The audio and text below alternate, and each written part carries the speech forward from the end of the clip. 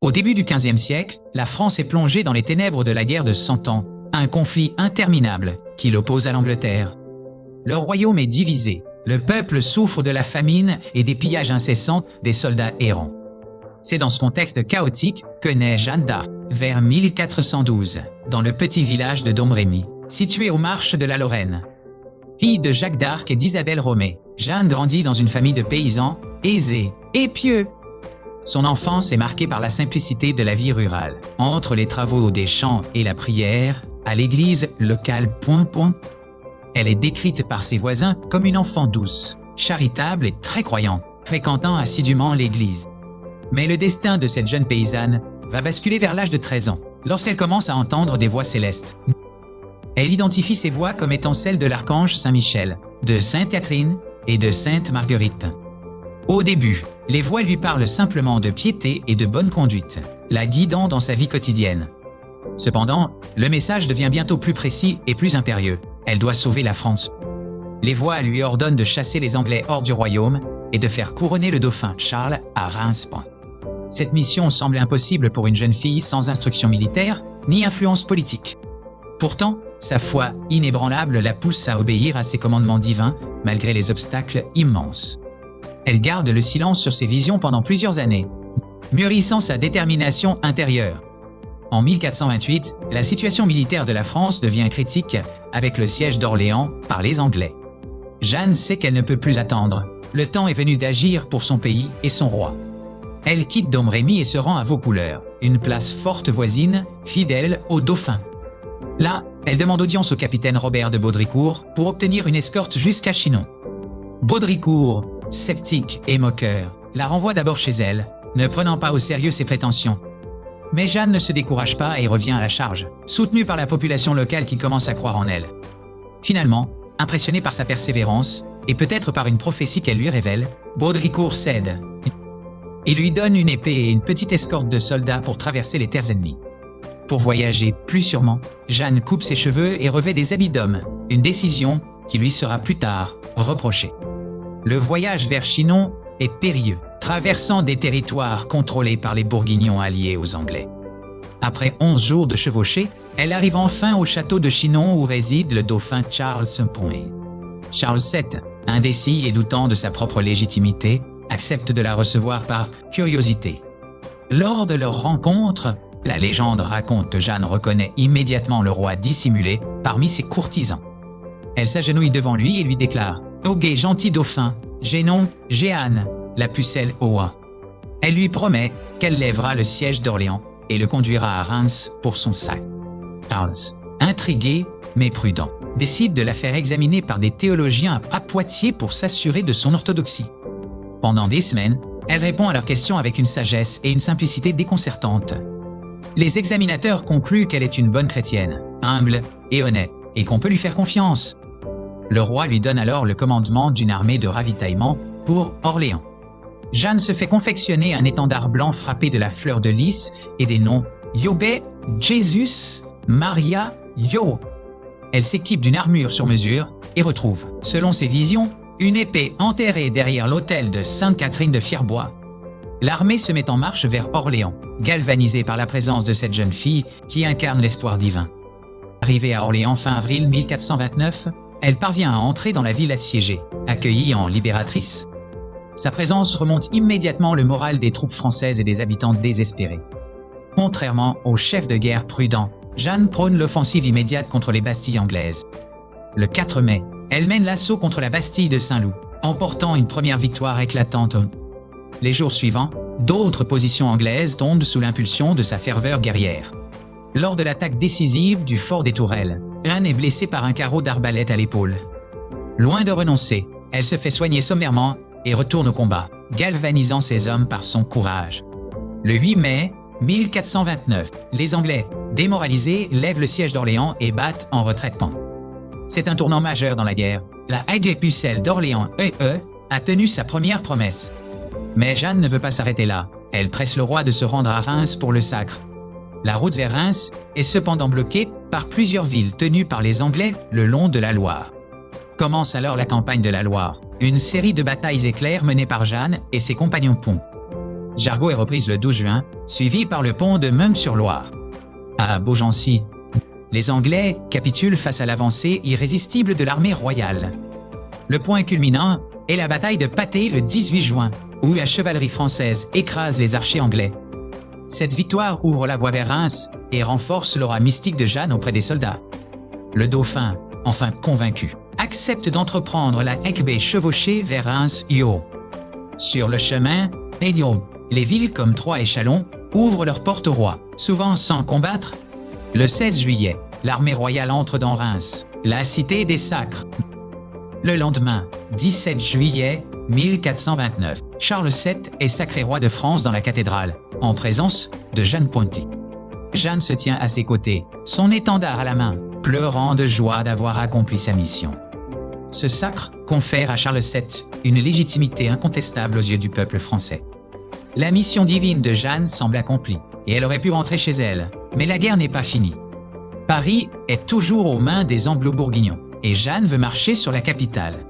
Cependant, le roi et ses conseillers préfèrent la négociation et temporisent, freinant l'élan militaire. Jeanne mène finalement une attaque sur Paris en septembre 1429, à la porte Saint-Honoré.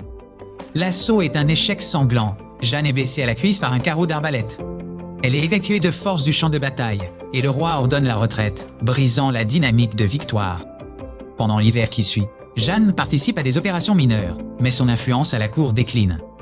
Les conseillers du roi, jaloux de sa popularité, cherchent à l'écarter. Au printemps 1430, Jeanne décide de se porter au secours de Compiègne, assiégée par les Bourguignons. Le 23 mai 1430, lors d'une sortie hors des murs de la ville, elle est prise en embuscade. Alors qu'elle tente de rentrer dans Compiègne, le pont-levis est relevé, la laissant à la merci de l'ennemi. Elle est capturée par un archer picard et livrée à Jean de Luxembourg, un vassal du duc de Bourgogne. C'est le début d'un long calvaire pour la pucelle, qui est trimballée de château en château. Elle tente de s'évader à plusieurs reprises, sautant même d'une haute tour au château de Beaurevoir. Pendant ce temps, le roi Charles VII, qu'elle a fait couronner, ne fait aucun geste pour la racheter. Les Anglais, eux, sont prêts à payer une fortune pour récupérer celle qui les a humiliés. Elle est finalement vendue aux Anglais pour la somme de 10 000 livres tournois. Transférée à Rouen en décembre 1430, elle est enfermée dans une tour du château sous haute surveillance. Les Anglais veulent la faire juger pour hérésie et sorcellerie afin de discréditer le sacre de Charles VII. Le procès s'ouvre en février 1431, présidé par l'évêque Pierre Cochon, allié des Anglais.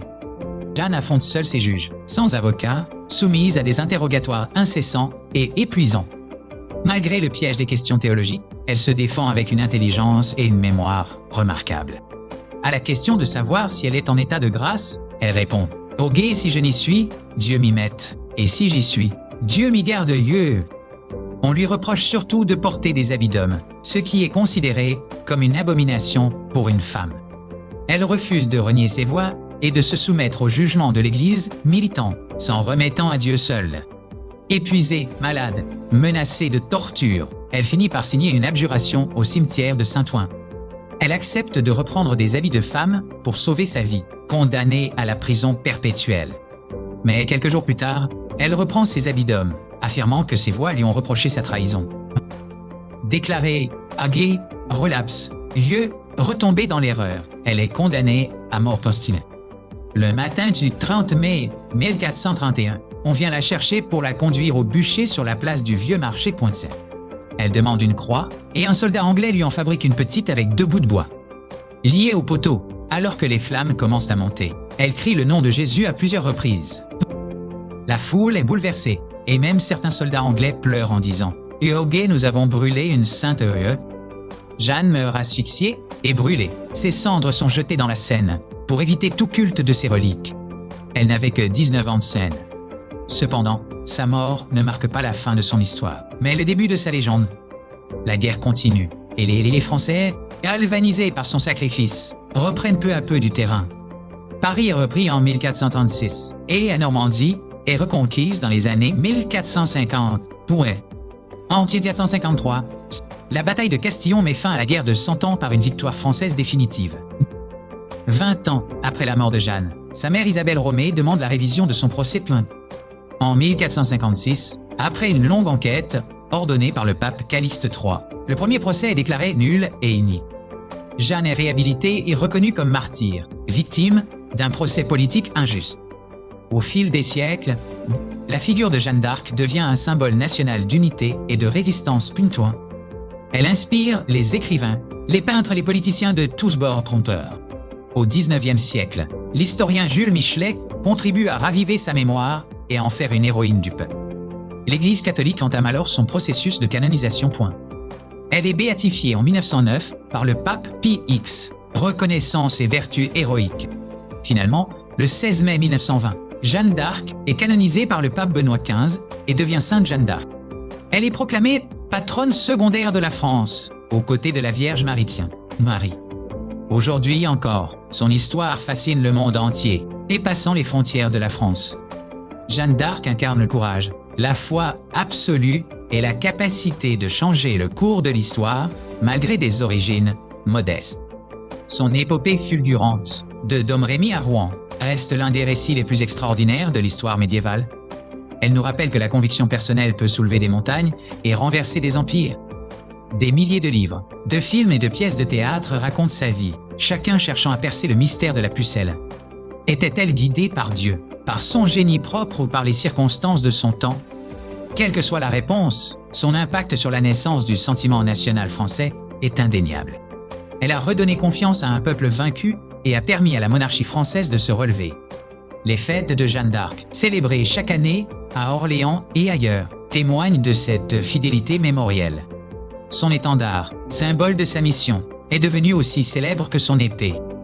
Les lieux où elle est passée, de Vaucouleurs à Chinon, de Reims à Rouen, sont devenus des lieux de pèlerinage. La maison de Domrémy, modeste bâtisse, est conservée comme un sanctuaire. Le mythe de Jeanne d'Arc est complexe, récupéré parfois par des idéologies opposées.